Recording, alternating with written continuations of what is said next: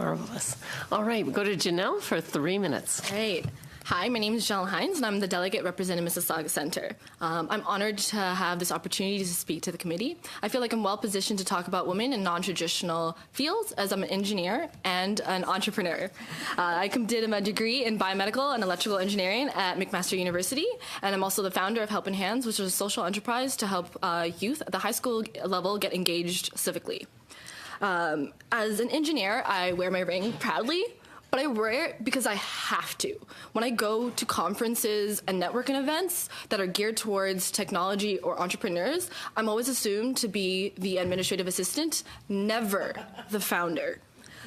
I've been told countless times that I don't look like an engineer. Every time people say that, what I feel is that as a female and a person of color, I do not fit their stereotype of what an engineer is.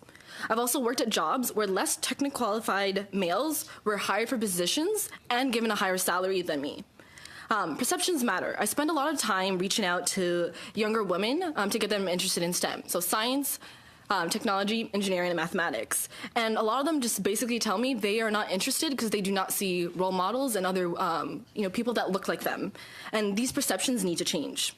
And that's why I think initiatives like Mr. Christy Duncan's Choose Science should be expanded and developed further. Women choose apprenticeships in fields like welding at a staggering low rate. And I believe these campaigns that show women the benefits of pursuing STEM by showcasing the impact they can make while the economic security that these jobs provide will help close the gender gap. Barriers like women like me faced in STEM are not limited to perception. For example, as a female and an entrepreneur, I face sexual harassment. I've had potential investors in my business make sexual overtures to me and drop all communication or harass me as soon as I resist, and this actually happened to me just last night. At my alma mater, I support women, many of whom have disclosed stories of sexual harassment and discrimination, and it's hard for me to tell these women what course of action they should take. And this is why one recommendation I have is that we start an initiative to show women and youth and minorities what their rights are as workers. I think the government should support more grassroots groups who support women in STEM and entrepreneurs, as well as encouraging businesses to get more involved with these organizations, because this will help create the trained, skilled workers that companies will need to hire in the future, as well as closing the gender gap and helping women be self-sustainable and even thrive. I call on the government to directly fund women through grants to start their businesses with ongoing educational support. Women bring a different perspective into these fields, and if Canada wants to have a strong economic future, women need to be involved more. Thank you. Excellent. You had me at engineer.